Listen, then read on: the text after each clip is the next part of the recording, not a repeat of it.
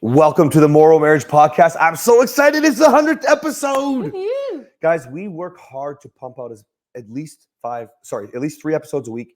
And almost always it's 5 because, man, we're getting such great feedback from you. Thank you very much. Thank you for the reviews. Thank you for the sharing of the episodes. Guys, today is the 100th episode. We're going to do a massive giveaway at the end. So make sure you listen to the end. We're going to talk about why peace is so important in the home. Stop trying to lead and make decisions all the time. And You should not be proud if you raised your voice and screamed at them. no matter what. No matter what. I'm Cass. And I'm Kathryn. Why am I allowing him to do this in front of our children? Why am I allowing this to happen at all? You don't get to say whatever you want to a man and push him to the point where he snaps. I might have been a really bad man the other day, but today I went out of my way to be a good man, and she thanked me for it. Is that you always want to act in the direction you want to go. So He is just a paycheck. What about his needs? we're MorrowMarriage. Let's flip divorce statistics with the new marriage. And I also wanted to make this episode really special. We've tried to do this a couple times. We tried to share our testimony, and we struggle because it always goes too long. So I'm going to do something that I don't ever do. And I'm going to say, baby, will you please tell the story so that I don't go off tangent? Oh my goodness. I wasn't ready for this, but yes. Okay. Okay. All right. So how about this? How about I just start? Go ahead. Okay. So we met, we're in our 10th year, and we met, and there was a lot of flirting. I owned a gym. Kathryn came in and was a client, and we started to flirt. But there was a couple things, not necessary for the story right now, but we knew that we shouldn't probably date. While one of them is necessary. It's because you wanted a Christian man, and I was raised atheist. Okay. And so here I am flirting with the devil, basically. Just kidding, guys. Well, little did you know that that's basically who I was coming up, but we didn't know this yet. So we married in 30 days because I said, if you give me what I need, I'll go to church with you.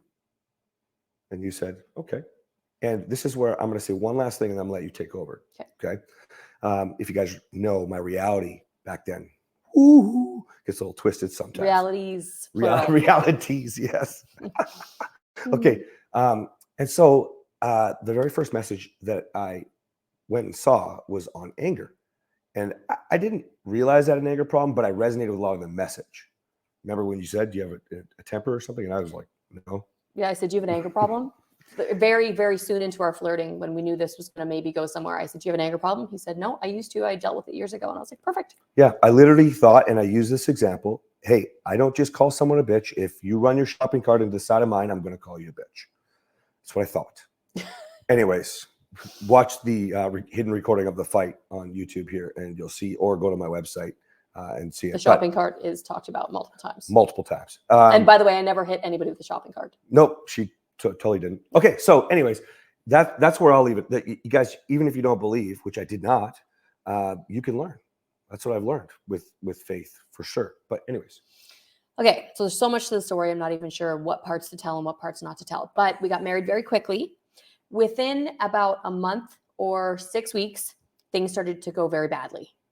And I didn't know at the time what was going on. I didn't even know the word narcissist at the time, but I know that I learned how to fawn. My natural go-to was flight. So, the fight, flight, freeze, or fawn. Mine was flight. And I learned to fight with him. Now, I had been in fights before, but I really learned to fight with him because he really didn't want me to leave. And I was actually quite afraid of him because his temper was something. It was rage. It wasn't even anger. It was rage. And yeah. I had never seen anything like it in my entire life. I feel like I grew up in a bubble at times. And so I learned how to fight. We would get in lots of fights. I don't know where to go with the story. Progressively what happened was it became daily fights. Okay, so like multiple times per day. If you guys have ever heard, I use the exact expression for a reason. We came back from the depths of hell because it was hell. Okay. Now, essentially what happened was we started to go to other churches and we started to receive prophecies, right? Stuff that should have challenged me with my faith and I should have just believed. I mean, the prophets knew things about me, my father, my life, things that I could never, like, it would have been impossible. And we started to get these words of knowledge. You know, you'll be healing couples and you'll be laying hands on couples. And people would see us at other times in churches and walking in, and they'd see fire around us and our family. They'd have comments. But we were still, now there's a big gap there. So I'm just trying to really summarize it. Okay. So there was a lot of bad stuff. Things started to get better between this whole thing that I just said. Okay. But when we were receiving the prophecies, I mean, we were like, are you out of your mind? Like, we were going to kill each other. It made me quite upset with God, actually, because I didn't know how to explain to him how it would work, what the timeline was. And he would get so angry. He didn't want to go to church anymore, because how could this prophecy be true when our marriage sucks? This is terrible. It was terribly abusive and emotionally and sexually, not physically.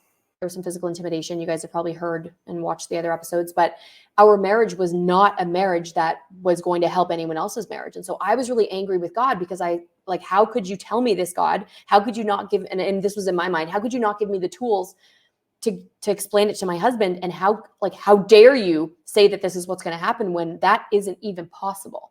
And so, but it kept happening. It was prophecy after prophecy after prophecy after prophecy, as loud as can be. And flash forward to, well, then so I touched on the fact that people talk about our family. So by the time that they saw our family, we were doing a lot better, but we hadn't still yet had the I'm not attracted, I'm not in love, I'm settling conversation yet. Okay. But I was getting really frustrated with Faith, because I was like, if anybody wants it, I want it.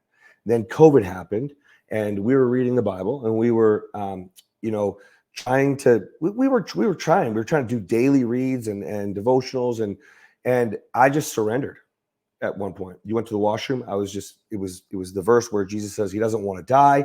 I think Matthew 25:36. Don't quote me. And I just, I was like, I was on my knees. Let me tell this part of the story. Okay. So this was, like he said, we were doing daily devotionals, daily reading, and we were just enveloped in prayer this night. The girls were asleep. We were sitting at the kitchen island, and that's what happened. I got up to go pee. When I came out of the bathroom, he was on his knees, hands up to the Lord, begging for God. And that night is when everything really changed. Yeah. So I had said, you already took our business, because it was COVID. So we lost our gym. You took our business. Like, we knew we were losing our home. I was just like, take them all then. Like whatever. And that's when you came out of the bathroom. It was like, he's surrendering. I think you started to swear at God. I don't know if I swore, but I yelled at God. Yeah. I was like, God, here he is surrendering. He's right here. What else do you need from him? Yeah. And again, I had so many times where I was angry with God. Some of you have never been angry with God, and you're like, oh my gosh, she's yelling at God right now. Yes, I did. But he showed up. He heard. He showed up. Yeah, I started speaking in tongues. There was you had a worship song going. I mean, the whole house was just. It was nothing. We could never explain it. I was getting words of wisdom and words of knowledge, and we continued. We prayed until morning. Yeah, that's right. It was the wildest experience, and we got to do it together, which is one of the things that helped us on our journey, because we had this moment together. But this was still before the big conversation. Yeah. So fast forward, like, in about another 6 or 8 months, maybe a little longer, and we're in Kelowna now, and I'm not in love. I'm not attracted. I'm settling. I'm only here to honor my commitment. This is the conversation I had with him. That's right. And I'm still I'm super challenged. Like, now I believe in God, but today I'm still a lot like this, where I feel like I'm doing it on my own. I don't get it. I really struggle with the faith thing. I can't tell if it's the raised atheist. I can't tell if it's because some of the people I respect the most don't have God in their life. I can't tell you if it's just because I don't hear him. I don't know. And so, in that next evolving part of our journey, though, we're still going to church. We're still looking for a good church. We struggled. We found a couple, but we moved a lot too after COVID, figuring things out. And we've met some really great people, and still struggling with this thing. But what happened was, we did not literally start laying hands on couples, but that's what we do now, and massively successful at it. And 100% anointed to do this. Yeah, I have crazy systems and things that I've created and put in place that no one's ever thought of. You now do the same thing. Like, I mean, the prophecies were right. The Lord called it. And I mean, he's never wrong, so we shouldn't have questioned it. But you question when you get a word of wisdom and it doesn't make sense. When you get a word of knowledge, any of a prophecy, when it doesn't make sense, you question it and you think, did I hear from God? And then you start questioning your relationship with Jesus. And even if you're super strong in the faith, I'm really strong in my faith, but I still have those moments where I'm questioning, was that you, God?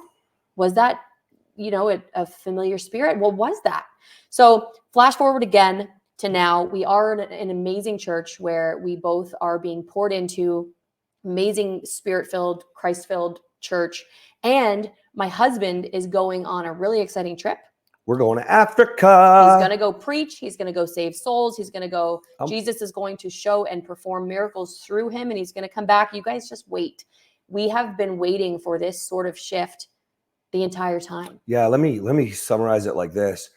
I know I know I struggle with faith, but I have absolute faith that I'll come back and know exactly what to do. I'll give you an example. Right now, my program, as long as I've had I'm on the 4th version right now. We're just about to have the 5th. And as long as I've had it, men that have been in the program go, is this based on the Bible? Like, holy crap. And I was like, well, no, I don't know the Bible. And so now I literally have one of my lords is putting verses to the reset right now. And I have absolute faith. I'm going to be supercharged with true faith, with faith in God by the time I come back from Africa. I just believe it. I know that we're a little scared. That's where the narco came from was that comment, right? When I said I just want to have this. And you were like, well, it better, because otherwise it's not, I don't know what I'm going to do, but I do. I just believe we're just going to know exactly what to do. And we're going to push in the right direction. You've already started really bringing God into your work and everything like that. And I'm not saying you have to believe in God or don't believe in God to start the work that we do. But I do know that a lot of men have found the Lord along the way. And it certainly can't be a bad thing. Well, and we're here to support you on that journey. If you are a Christian and you come into our program, then you're coming into really good company. If you're not a Christian and you come into our program, and we do get a lot of people that are not Christians, that they come in and they love the way that we do things. We're not going to push the Bible down your throat, but I always say you'll be able to smell Jesus on me. You'll be able to smell him. So anyway, let's get to our massive giveaway. Yes, let's do it, guys. Okay, so for this episode of a challenge for you, you can now get a scholarship for my program or for Kathryn's program, but I'm going to give you some steps. Okay. We're going to do a $5,000 giveaway, essentially, okay, with this. Program. Per man and woman. Does not have to be husband and wife. You can be separate, okay? If you're a man, you're going to follow my Instagram, Cass Foster Morrow, okay? If you're a woman, you're going to follow Kathryn's Instagram, Kathryn Morrow Online, okay? And then you're going to send us a DM. What should we make them do? Well, we're going to fill out an application. So send us a DM. Okay. We'll send you over an application form. And then we're going to do the giveaway after he gets back from Africa. So it's going to be in probably the middle of May that we're going to announce it. So you have lots of time to apply, but send us a DM, Cass Foster Morrow, Kathryn Morrow Online. Let's get somebody's marriage saved. Let's do it. Yeah. All right. Perfect. Love you guys. See ya. Bye.